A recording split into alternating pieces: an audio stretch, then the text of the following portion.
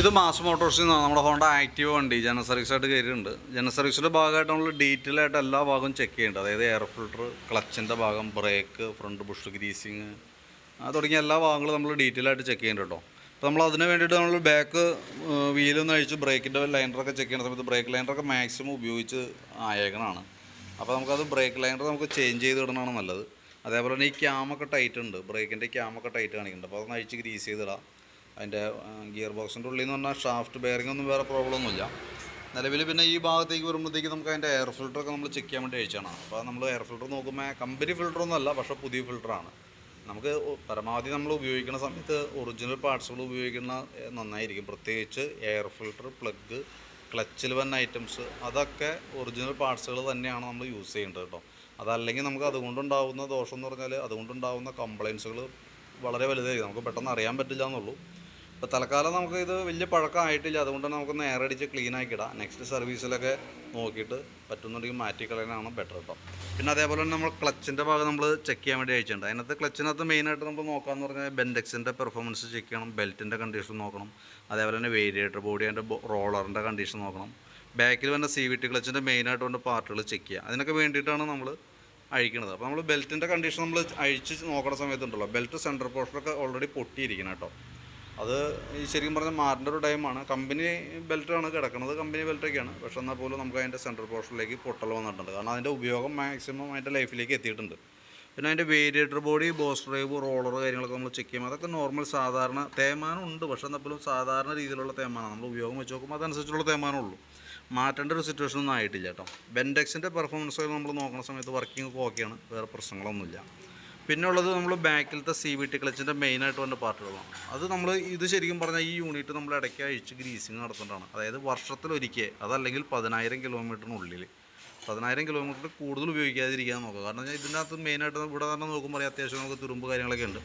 അപ്പോൾ നമ്മളത് ജനറൽ സർവീസിൽ ഉൾക്കൊള്ളിച്ചിട്ടാണ്. നമുക്ക് ജനറൽ സർവീസിനകത്ത് ക്ലച്ച് ഗ്രീസിങ് അടക്കം വന്ന വർക്കാണ്. അപ്പോൾ അതുകൊണ്ട് നമ്മളതും കൂടി അഴിച്ച് കൂട്ടത്തേക്ക് നമ്മൾ ഗ്രീസിങ് കൂടി നടത്തി വിടുന്നുണ്ട്. വേറെ തേയ്മാനോ വീലുകൾക്ക് അങ്ങനെ വേറെ പ്രോബ്ലംസ് ഒന്നും വന്നിട്ടില്ല.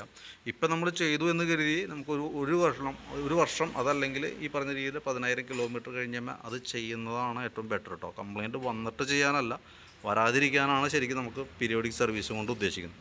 പിന്നെ നമുക്ക് അതിൻ്റെ ക്ലച്ച് വെയിറ്റ് സെറ്റ് യൂണിറ്റ് കാര്യങ്ങളൊക്കെ നമ്മൾ ചെക്ക് ചെയ്യുന്നുണ്ട്. അതിൻ്റെ കണ്ടീഷനൊക്കെ ഓക്കെയാണ്, വേറെ പ്രോബ്ലം ഒന്നുമില്ല. ഇതിനകത്ത് തന്നെ ഈ ഡാംബർ റബ്ബർ ഉണ്ട്, അതിൻ്റെ ഉള്ളിൽ വന്ന റബ്ബർ അത് ശരിക്കും ചതഞ്ഞ രീതിയിലേക്ക് ആയിട്ടുണ്ട്. അപ്പോൾ അതൊന്ന് ചേഞ്ച് ചെയ്തിടാം.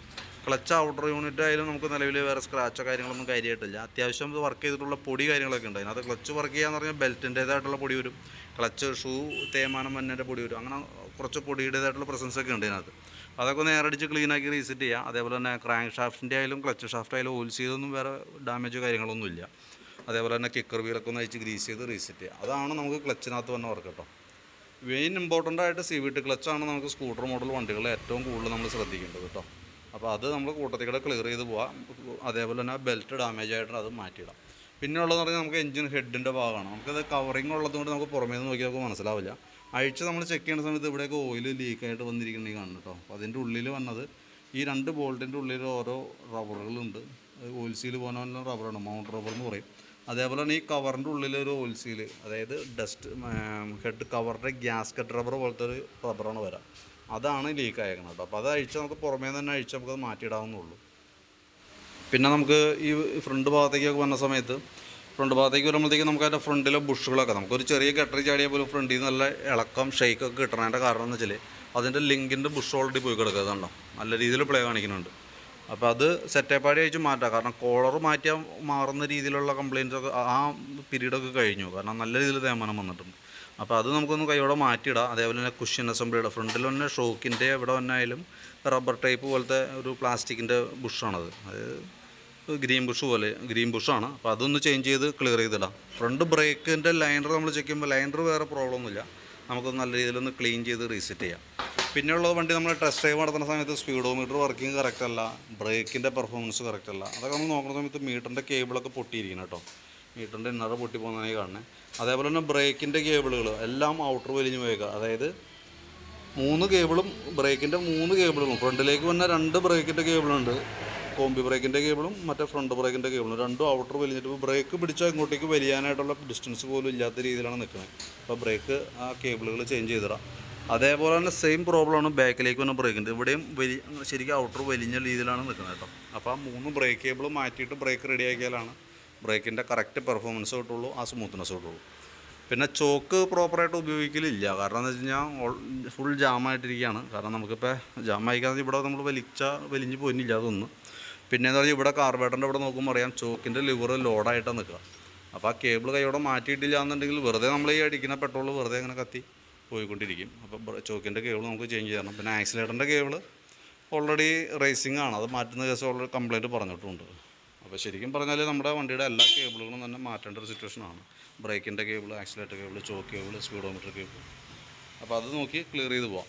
പിന്നെ നമുക്ക് അതിൻ്റെ ബാറ്ററി 2023 മോഡൽ ബാറ്ററിയാണ്, ആംറോണിൻ്റെ ബാറ്ററിയാണ്. 12.80 വോൾട്ട് നമുക്ക് കിട്ടുന്നുണ്ട്. അപ്പോൾ നമ്മൾ ബാറ്ററി ടെസ്റ്റിലേക്ക് കൊടുക്കുന്നുണ്ട്, എന്തെങ്കിലും കംപ്ലയിൻസിൻ്റെ ഉണ്ടെങ്കിൽ അറിയാൻ വേണ്ടിയിട്ടാണ്. അപ്പോൾ നിലവിൽ വേറെ പ്രോബ്ലം ഒന്നുമില്ല, ഓക്കെ ആയിട്ടാണ് കാണിക്കുന്നത് കേട്ടോ.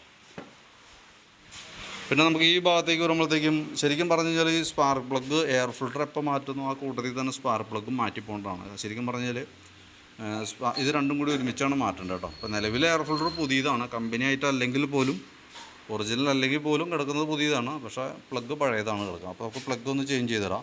പിന്നെ സെക്കൻഡറി ഫിൽറ്ററിൻ്റെ അവസ്ഥ ഇതാണ്, അത്യാവശ്യം പൊടി പോലെ ആയി തുടങ്ങി. ഇത് ഫോം ടൈപ്പ് ഫിൽറ്ററാണ്, നമ്മളിപ്പോൾ പിടിക്കുമ്പോഴത്തേക്കിങ്ങനെ പൊടിഞ്ഞു പോകുന്നൊരവസ്ഥയ്ക്ക് ആയിട്ടുണ്ട്.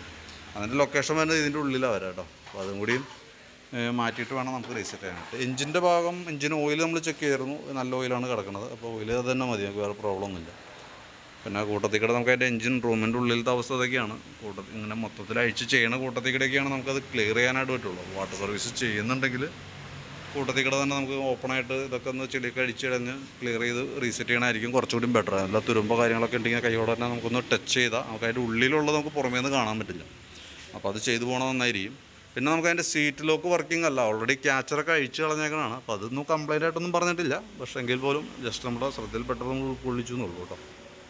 അപ്പോൾ ഇത്രയും ഭാഗങ്ങൾ ഇപ്പോൾ നമുക്ക് മാറ്റേണ്ട ഈ പാർട്സുകളടക്കം ഉൾക്കൊള്ളിച്ചിട്ടുള്ള ഏകദേശം ഒരു എസ്റ്റിമേറ്റ് ഞാൻ നോക്കിയിട്ട് അതിൻ്റെ ഡീറ്റെയിൽസ് ഒന്ന് വാട്സാപ്പിലേക്ക് ഒന്ന് സെൻഡ് ചെയ്തിട്ടേക്കാം, എസ്റ്റിമേറ്റും വീഡിയോ അടക്കം. അപ്പോൾ വീഡിയോ ഒന്ന് കാണാം, കണ്ടതിന് ശേഷം നമുക്ക് എസ്റ്റിമേറ്റായിട്ട് വെച്ച് നോക്കാം, കംപ്ലയിൻസിൻ്റെ കാര്യങ്ങൾ കൃത്യമായിട്ട് മനസ്സിലാക്കാം, അതനുസരിച്ചിട്ട് നമുക്ക് വർക്ക് കംപ്ലീറ്റ് ചെയ്യാം. അപ്പോൾ ഞാൻ എൻ്റെ എസ്റ്റിമേറ്റ് ഡീറ്റെയിൽസ് നമുക്ക് വാട്സാപ്പിലേക്ക് ഇട്ടേക്കാം, നോക്കിയിട്ടൊന്ന് റിപ്ലൈ ചെയ്യണം കേട്ടോ.